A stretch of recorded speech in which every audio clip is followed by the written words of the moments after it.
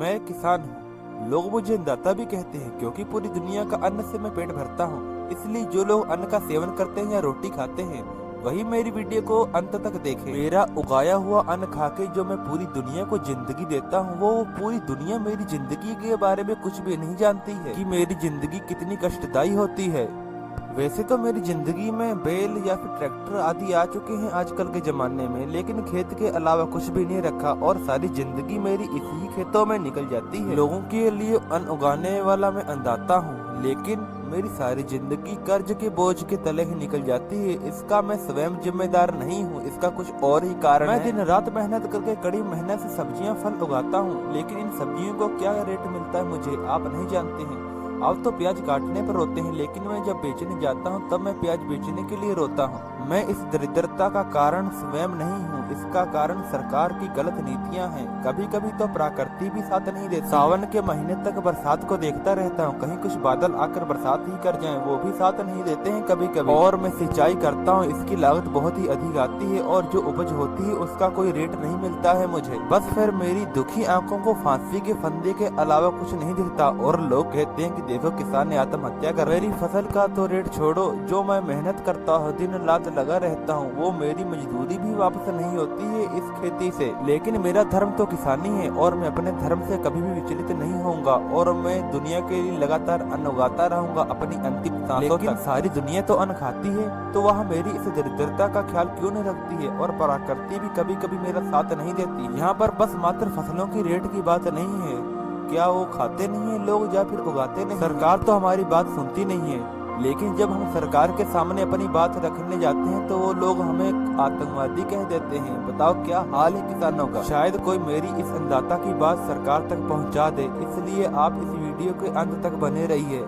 दरअसल यहाँ मैं न अपने प्रधानमंत्री को कोस रहा हूँ, न ही अपने देश की सरकार को। मैं कोस रहा हूँ सरकार की गलत नीतियों और भ्रष्ट नेताओं। जाने देश में कितनी सरकारें आई और कितनी गई, लेकिन किसानों के बारे में किसी ने भी कोई खास चर्चा नहीं की। प्रधानमंत्री चाहे कोई भी आया हो, लेकिन हम किसानों को उससे कोई फर्क नहीं पड़ा। उन्होंने बस हमारे बारे में कुछ ही नहीं किया। मैं अन्नदाता कर्ज के तले दबता ही चला गया और जो प्याज आप काटने पर आपको रुलाता है वो मैं बेचने पर रोने को मजबूर हो गया। जहाँ तक कि आलू सब्जियों आदि का भाव भी जब मैं 50 किलो का कट्टा बेचता हूँ प्याज का तो मुझे उसके 2 रुपए मिलते हैं। हंसी है ना किसान के साथ। ना ही इस देश की मीडिया ना ही कोई हमारे बारे में कोई तो बात ही नहीं करता है। मेरे किसान की कौन बात सुनेगा भला। मेरी खून पसीने की कमाई से उगाई हुई सब्जियां जब कौड़ियों के भाव बिकती हैं तो रोना नहीं आएगा तो क्या करूंगा मैं। और कभी कभी तो प्राकृतिक आपदाएं इन फसलों को तैयार ही नहीं होने देती हैं। अगर ये फसलें मर धुर कर तैयार भी हो जाती हैं, कौड़ियों के भाव बिकती हैं। सच में दुनिया में किसान से ज्यादा दर्ददायी और दुखदायी जिंदगी किसी और की नहीं हो सकती है। किसी भी किसान का बच्चा किसान नहीं बनना चाहता, क्योंकि वह सोचता है कि किसान तो किसान ही, ये कभी अमीर नहीं बन पाएंगे और वे दूसरा रास्ता चुनने को तैयार होते हैं, लेकिन उसके लिए उनके पास इच्छा नहीं होती है।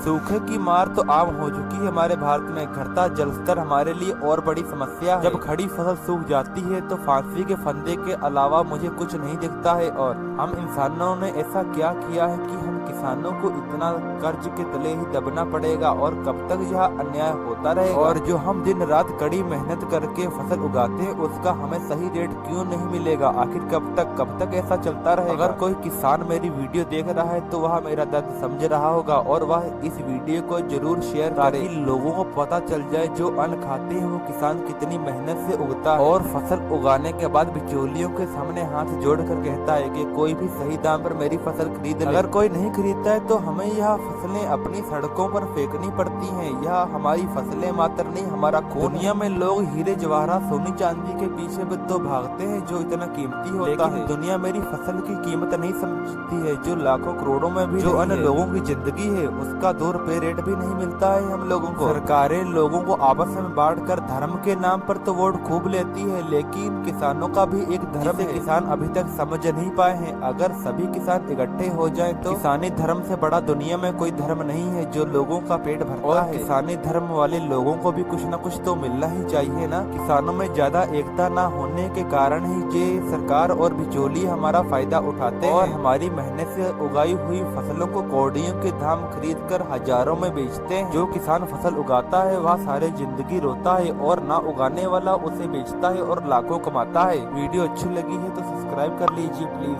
वीडियो देखने के लिए धन्यवाद।